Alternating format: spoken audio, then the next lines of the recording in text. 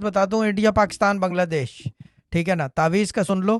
ہر 6 مہینے بعد اپنا نقش چینج کر لیں, کیونکہ پسینے سے, گرمی سے, موئسچر سے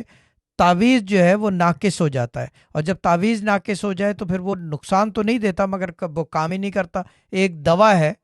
اگر وہ ایکسپائر ہو جائے تو کیا کرتی ہے, وہ کام نہیں کرتی. So this formula goes for that کہ make sure everyone changes they تعویذ ود ان 6 to 8 months, یا ڈاؤٹ ہو تو چینج کر لیں. اور اس کا طریقہ یہ کہ جب بنا رہے ہوں تعویذ تو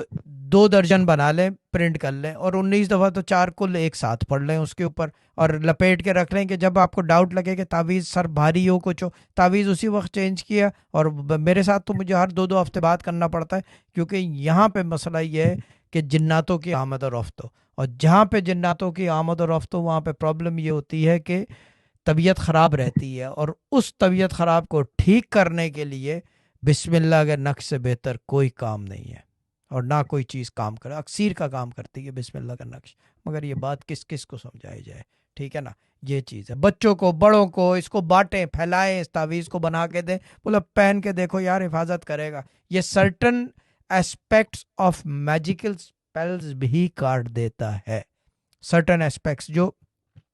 جو نیچے کی چالیں ہوتی ہیں نا, جو نیچے کی چالیں ہوتی ہیں جو اس پلنک پہ چلتی ہیں نیچے, ان کو, لیکن انصری چالوں کو نہیں کاٹتا. یہ انصری چالوں کے لیے you have to talk to the best.